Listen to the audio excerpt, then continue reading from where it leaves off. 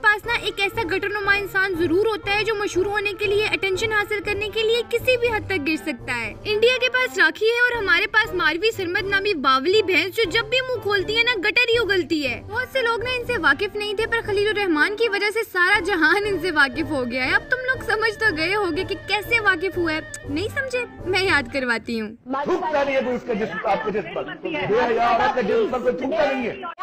Don't talk bloody nonsense, you know?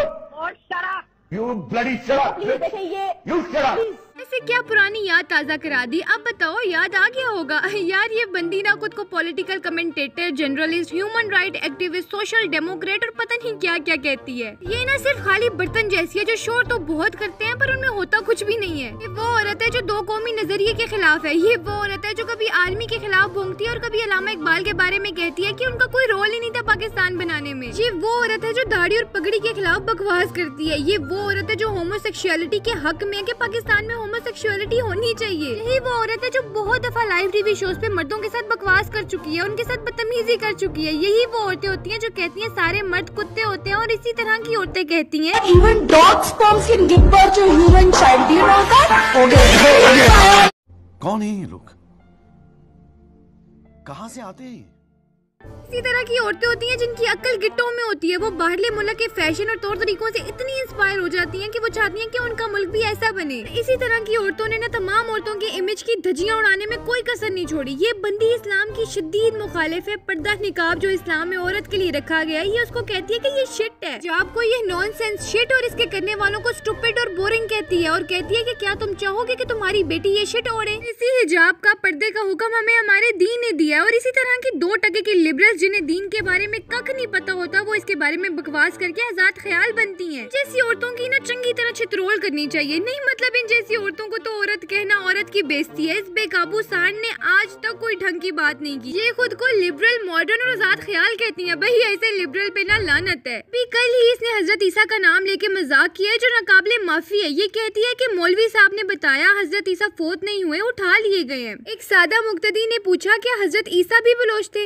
यार ये पढ़ने के बाद इतनी कोई तब चढ़ी मुझे कि मैं बता नहीं सकती। सब मुसलमान भी शदीद तब गए इस बात पे। ट्विटर पे तो ट्रेंड बन गया। यार जाहिर है तपना भी चाहिए था कि एक मुसलमान होने के तहत हम अहले बैत की, पैगंबर और सहाबा की इज्जत करते हैं, उनसे मोहब्बत करते हैं। हम ये बात बर्दाश्त नहीं कर सकते कि इस्लामी मुल्क में रहते हुए ऐसे जाहिल और घटिया लोग इस्लाम के खिलाफ कुछ भी बोले। कुछ दिन पहले मस्जिद में एक मौलवी ने बच्चे के साथ ज्यादती की, जिस पर इन मोहतरमा ने बोला ज्यादती के साथ साथ इस पर मस्जिद की बेहुरमती करने की वजह से सेक्शन नंबर 295C के तहत ब्लास्फेमी के चार्जेस भी लगने चाहिए और इसको सजा मिलनी चाहिए। और अब इस बेकाबू सांड की इस गुस्ताखी पे सारी अवाम मुतालबा कर रही है कि इसको ब्लास्फेमी की सजा हो। और अब बहुत से लोग इसके हमायती सो कॉल्ड लिबरल इसके सपोर्ट में आए हैं कि इट्स जस्ट अ जोक और राय देने का हक तो हर बंदे को होता है ना। तो जनाब आपकी दीदी पहले भी बहुत कुछ कर चुकी है, जीरो नॉलेज है इसके पास दीन का। दीन के खिलाफ बहुत बकवासें कर चुकी है, बहुत दफा ये मौलाना और मौलवियों के खिलाफ बोल चुकी है, बहुत कुछ भोंग चुकी है इस्लाम के खिलाफ। पर ये मजाक जिस पाक हस्ती का नाम लेकर किया गया वो नाकाबिले माफी है। इसको इस बात की सजा भी मिलनी चाहिए। पीपीसी सेक्शन नंबर 298A और सेक्शन नंबर 295C के तहत इस पे चार्जेस लगने चाहिए और इसको सजा मिलनी चाहिए ताकि अगली दफा कोई ऐसा घटिया मजाक करने का सोच भी न सके। इसके अंधे सपोर्टर्स कुछ पढ़ लें, कुछ सीख लें ताकि ये बगैरत पने की पट्टी उनकी आंखों से उतरे। और इस मजाक से ना क्रिश्चियन कम्युनिटी को बहुत ज्यादा तकलीफ हुई है और एज अ मुस्लिम हमें भी हुई है। हमारे लिए एक बहुत सेंसिटिव इशू है। ट्विटर पे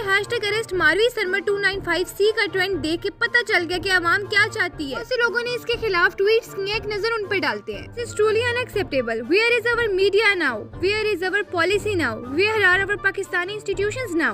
Now why is everyone voice suspended against it? Arrest this 2% की औरत। यार मैं खुद सोच रही थी कि ये सब अब खामोश क्यों है। मुझे भी ट्विटर से पता चला ये सारा किस्सा। कोई टीवी चैनल इस बारे में नहीं बोल रहा, सारा मीडिया खामोश है। पाकिस्तान में इसके खिलाफ लॉ होते हुए कोई एक्शन नहीं लिया जा रहा। मोहम्मद अदनान लिखते हैं कि मारवी सरमद आपको जेब नहीं देता इस्लाम या किसी नबी का नाम लेना या लिखना। आप तो बस मेरा जिस्म मेरी मर्जी का नारा लगाओ और इसी पर अमल करो। दीन ईमान की बातें आप जैसी औरतों के मुंह से अच्छी नहीं लगती जिसका खुद दीन ईमान एक सवालिया निशान हो। कनीज लिखती हैं कि इस मर्दनुमा औरत को पट्टा डालो वरना किसी मर्द मुजाहिद ने इसे भी जहन्नुम वासिल कर दिया तो फिर कहोगे कि कानून हाथ में क्यों लिया।